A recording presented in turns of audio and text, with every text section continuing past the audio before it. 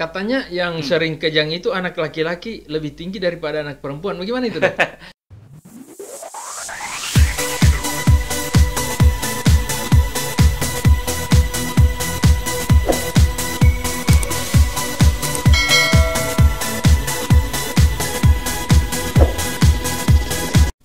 Bismillahirrahmanirrahim. Assalamualaikum warahmatullahi wabarakatuh. Waalaikumsalam warahmatullahi wabarakatuh. Salam sejahtera untuk kita semua. Kali ini ya kita jumpa lagi di studio YouTube Tibean. Studio sederhana tapi penuh makna. Nah, Amin. kali ini saya menghadirkan seorang dokter spesialis anak, namanya Dr. Zulfito ya. Ya, betul, Dok. Zulfito Marendra. Marendra. Ya. Oke, terima kasih Dr. Zulfito telah hadir di studio ini, studio sederhana penuh makna. Alhamdulillah kita sudah bisa sama-sama di tempat ini. Dan Dok, biasanya dalam penanganan penyakit pada anak-anak itu kasus-kasus apa yang sering dokter temukan ketika dokter melaksanakan tugas sebagai dokter anak di Gorontalo ini, Dok? Siap, Dok. Memang kalau paling banyak mungkin penyakit-penyakit kayak diare ya. Iya. Diare itu paling banyak memang. Iya. Batuk pilek, Ya, ispa itu Ya. juga termasuk yang terbanyak. Kemudian kalau penyakit-penyakit yang lebih spesifik Ya. seperti kejang itu juga terutama kejang demam ya. Ya, Itu ya. lebih banyak dibanding kita kejang yang epilepsi seperti itu. Oh iya. Jadi, Jadi begini, Dok. ya. Biasanya pada kasus-kasus tertentu ada dari semua kasus ini yang dokter sebutkan tadi, itu justru yang lebih bikin galau keluarga pasien ini kejang. Ya, betul. Nah, ini kejang kan pasti kejang ini Iya. ada penyebabnya, Iya. penanganannya bagaimana? Artinya bukan penanganan medis ya, Iya. penanganan di tingkat Tingkat di di rumah ya. rumah ya. Kira-kira seperti apa kejang itu? Kan banyak Iya, macamnya. Kira-kira iya. seperti apa itu, Dok? Baik, Dok. Jadi memang kalau kejang itu pada anak ya khususnya memang itu kan ada yang disebabkan banyak sih penyebabnya ya, Iya, penyebabnya. Karena kejang itu kan ada bangkitan listrik di otak yang Iya. eksesif atau berlebih ya di sel otak yang menyebabkan ya itu salah satunya bisa kejang seluruhnya atau Iya, iya. general atau kejang vokal. Iya. Jadi kita harus lihat nanti penyebabnya. Yang pertama itu vaskuler, Dok. Ya. Vaskuler itu kalau pada anak jadi ada perdarahan subarachnoid ya, Oh, perdarahan di dalam vaskuler otak. Iya. Di dalam otak Di atau dalam otak. pokoknya di dalam Di dalam kepala otak, ya. iya, Ah, dalam iya, kepala. iya. Itu vaskuler pada anak biasanya ya, yang anak ini pada bayi, Dok. Iya. Jadi bayi yang lahir, Iya. misalnya lahir kan harusnya diwajib langsung injeksi vitamin K. Iya. Supaya faktor pembekuan. Iya, Bila tidak dilakukan, kadang-kadang Iya. mungkin lupa atau mungkin di lahir terus memang di tempat yang sangat Ya, terpencil, fit-nya tidak ada. fit-nya tidak ada. Jadi tidak disuntik. Jadi itu resiko perdarahan. Iya. Ya, kalau vaskuler itu ada perdarahan, dia akan menimbulkan kejang juga. Iya. Kejangnya bisa, ya itu saya bilang, kejangnya bisa vokal, bisa sebagian atau kejang general. Kemudian infeksi, Dok. Berarti seharusnya ibu melahirkan itu sebaiknya di tempat di sarana Iya. kesehatan ya. Sarana kesehatan. Supaya sudah disiapkan minimal FITK dulu yang Iya. ada. Iya, Dok. Betul, Dok. Dan itu harus diingatkan lagi pada bidan-bidan desa ya. Iya, Jadi harus kalau bisa ya harus ada dibawa. Ya, Stop. harus ada bawah. Jadi kalau Ada di memang bawah. dia kan sebagai Ujung tombak di Iya, di desa-desa, itu memang harus siap vitamin K karena resiko perdarahan pada bayi itu tinggi dan akan bisa menyebabkan kejang. Kalau sudah kejang, sudah fungsi-fungsi otak Iya. bisa berkurang jauh Iya. sekali, Dok. Bukan cuma yang kejang yang fungsi otaknya berkurang, Iya. Dok. Keluarga yang melihat ini Nah, pasien betul. sudah kejang, ini mereka juga sudah. Bisa ikut kejang. Iya. Kemudian Iya, Dok. penyebab berikutnya infeksi, Dok. Iya. Kalau infeksi memang kan kita bisa infeksi dari mana saja. Iya. Infeksinya tapi menyebar ke otak. Kalau Iya. menyebar ke selaput otak jadi meningitis, kalau di otaknya jadi encephalitis. Itu Iya, juga. Kemudian trauma, Dok. Sebentar, Dok. Iya. Infeksi yang menyebabkan itu kan yang menyebabkan dia kejang ini infeksi yang dari mana ini, Dok? Nah, itu bisa dari mana saja, Dok. Jadi bisa infeksi paru-paru, infeksi saluran pencernaan. Jadi infeksi saluran kencing yang tidak teratasi, jadi Iya, lama iya. dibiarkan panas lama. Jadi kan sel bakteri di dalam darah Oh berkembang terus, iya iya dia iya akan iya. menembus Masuk tembus ke saur otak darah ya. otak. Jadi Iya iya. otak jadi bisa jadi infeksi. Sawar darah otak ya. Itu kan kuat, Iya, tahap pertahanannya ini kuat, iya. Dok.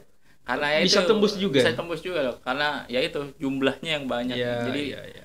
pasien dengan sudah sakit dibiarkan lama tidak diberi obat atau sudah diberi obat tapi tidak sesuai dosisnya, tidak terapeutik, jadi akhirnya bisa menembus saluran batang otak. Ya seperti itu. Kemudian yang trauma, Dok. Ya, trauma itu ya karena jatuh, jadi ada riwayat jatuh. Kalau riwayat jatuh memang ada perdarahan juga, tapi kan karena historinya dia terjatuh, Dok. Ada anak bayi atau balita biasanya terjatuh kena dari tempat tidur atau lari-lari terkena meja atau kursi seperti itu loh. Jadi kayak ada riwayat trauma. Tapi kita itu harus pastikan dengan foto CT scan mungkin seperti itu. Terus bisa karena metabolik, kelainan metabolik. Kelainan metabolik ini memang diperiksakan harus ada hasil labnya loh. Jadi misalnya kadar glukosa yang tinggi sekali atau rendah sekali, kadar kalsium, jadi kalau elektrolit seperti itu, magnesium seperti itu yang sangat garam-garam yang di dalam tubuhnya, keseimbangan garamnya itu di bawah sekali atau kondisi hipertiroid itu pada anak itu bisa menyebabkan juga loh. Pada anak sudah bisa muncul ya hipertiroid ya? Ada ya? Pada anak banyak loh. Oh begitu ya? Iya. Jadi kalau di Surabaya saya ambil itu memang untuk endokrin itu anak itu sudah banyak sekali loh. Ya mungkin di daerah-daerah lain juga ada yang seperti itu tapi tidak terdeteksi karena dia harus periksa lab. Kemampuan deteksi artinya dari segi dokter spesialisnya kan tidak merata di daerah-daerah. Terus kemudian sarana prasarana yang digunakan juga ada yang masih kurang-kurang, Dok, mungkin seperti itu. Betul, jadi seperti itu. Terus kemudian ada penyebab lain, Dok, kejang itu. Salah satunya demam. Panas. Nah, kejang demam ini ternyata pada anak itu banyak sekali, Dok, kasusnya di rumah sakit Dunda itu. Yang saya tugas sekarang itu memang banyak sekali karena panas, demam tinggi. Itu dia menyebabkan kejang. Jadi kejangnya bisa kejang sederhana ada yang kejang kompleks gitu. Tapi diawali demam dulu, Dok. Biasanya di atas 38 derajat Celcius itu dia kejang terjadi penurunan kesadaran seperti itu. Katanya yang sering kejang itu anak laki-laki lebih tinggi daripada anak perempuan. Bagaimana itu, Dok?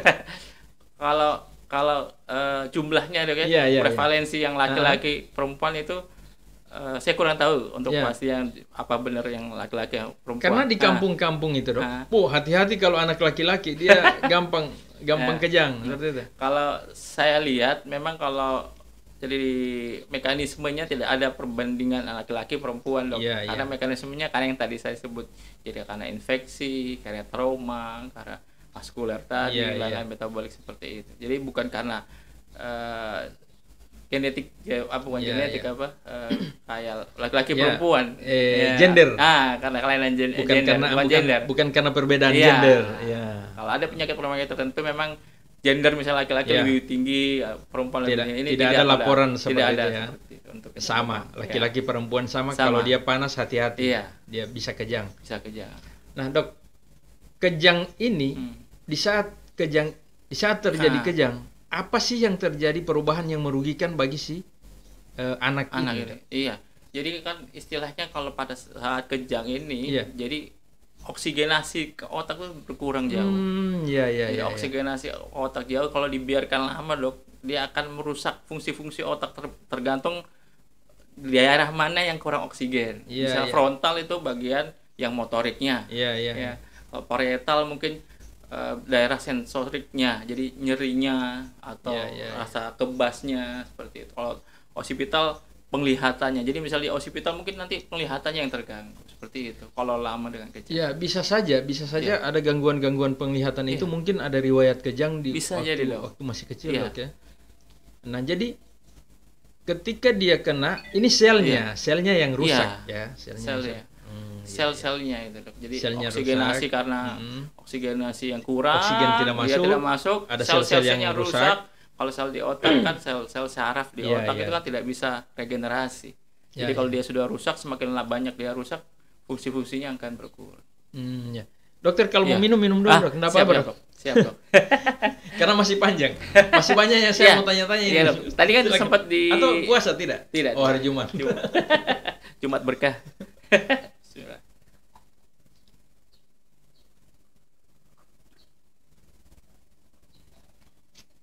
Enak juga ya. Saya baru nyoba hidro kodok. Ya dok, ini orkas. Oh, orang kasih. Oh iya. Keren ini dok, saingannya podcast. Jadi gitu dok, tadi kan dokter sempat tanya apa sih yang kita lakukan orang tua misalnya anak kejang. Yang pertama, jangan panik. Ya. Itu pas jangan panik. Jangan sampai keluarganya juga kejang. Nah, jangan sampai keluarga lari ke sana, lari ke sini, lari. Hanya ketabrak kejedot, jangan sama-sama. Jadi tidak boleh panik, harus tenang. Misalnya anak yang pakai baju dilonggarkan, terutama bagian leher supaya dia bisa nafas.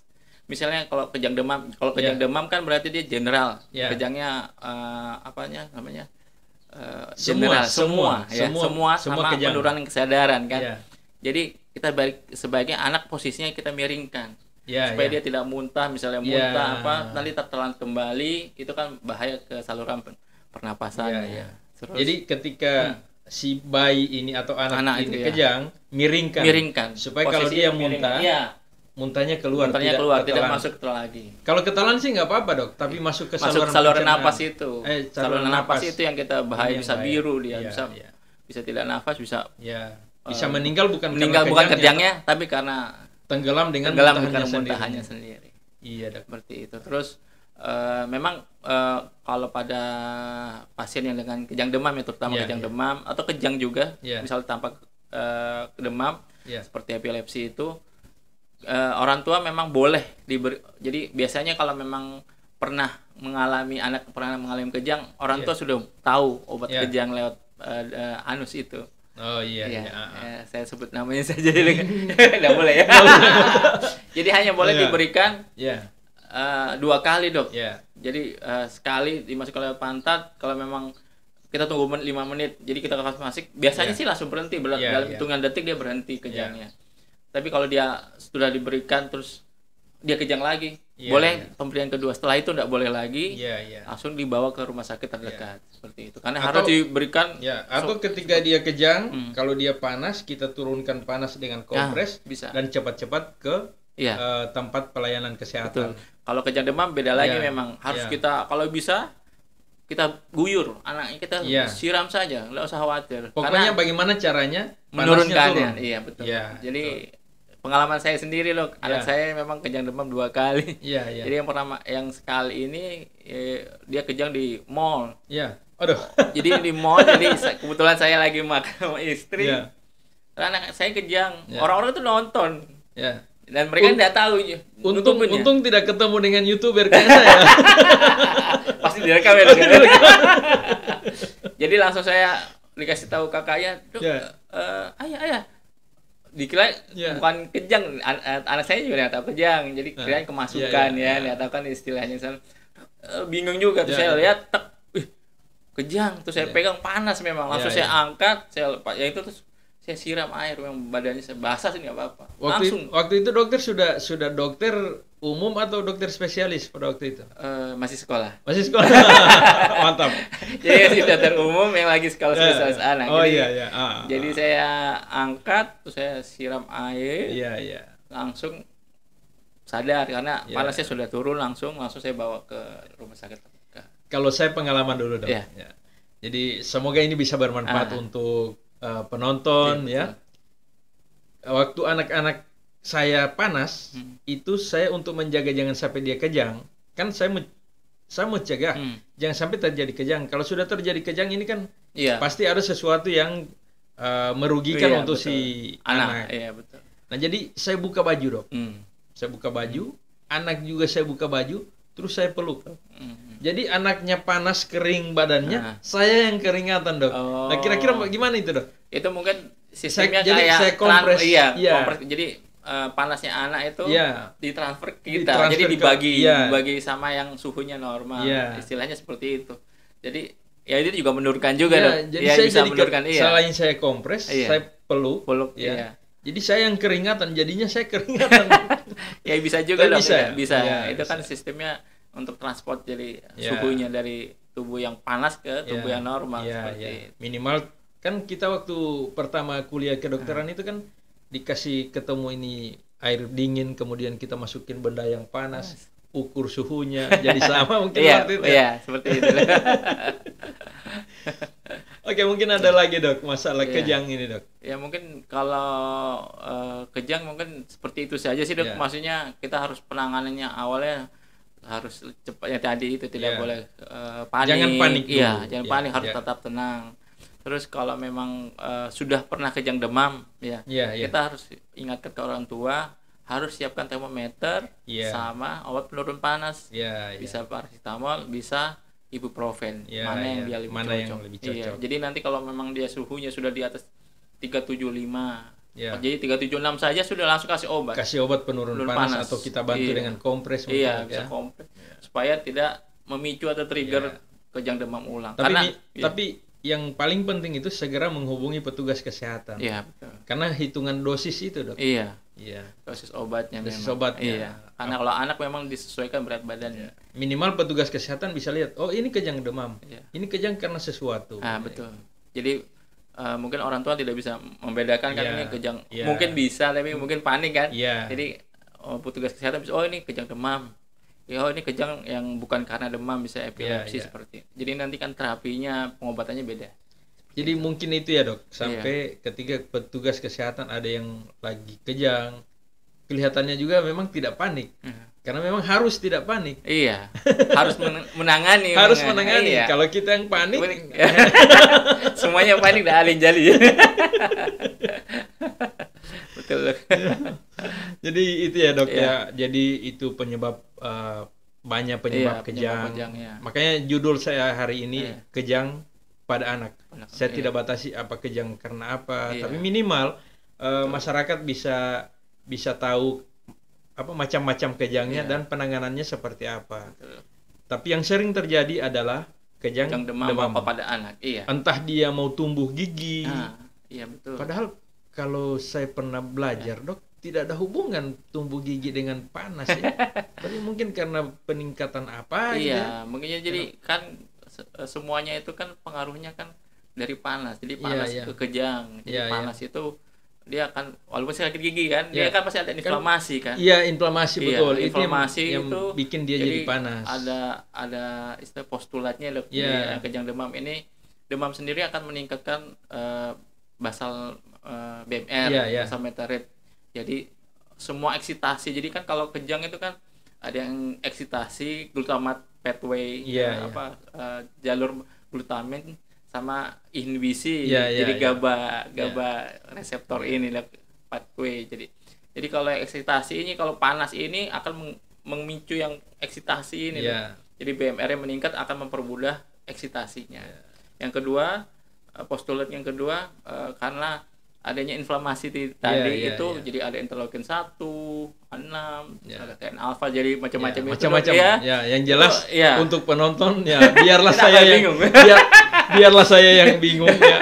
Anda tidak usah bingung. Pokoknya kalau panas turunkan panas. Segera bawa ke petugas medis. Kesehatan terdekat. Bisa di Pustu, Puskesmas atau ke rumah sakit. Pokoknya begitu, jangan bingung dengan yang tadi ya penonton. Biarkan saya yang bingung. Oke, terima kasih dok sudah hadir pada saat ini di studio sama-sama yang sederhana. Insya Allah. Baik, ini tempatnya bagus dok, mantap. Studio yang sederhana, semoga dari studio ini bisa mendapatkan menjadi alasan Allah menurunkan berkah untuk kita semua, termasuk penonton. Oke, jadi para penonton, jika tayangan ini menurut Anda baik dan bisa bermanfaat untuk orang lain, jangan lupa bagikan kepada orang lain agar kita mendapatkan manfaat yang sama, termasuk berkah dari Allah Subhanahu wa taala, Tuhan yang Maha Kuasa. Oke, terima kasih dan terima kasih dok sudah hadir banyak. Ya, dan mohon maaf dari kami berdua jika ada hal-hal yang kurang berkenan. Billahi taufiq wal hidayah. Assalamualaikum warahmatullahi wabarakatuh. Waalaikumsalam warahmatullahi wabarakatuh. Ini udah kasih dok.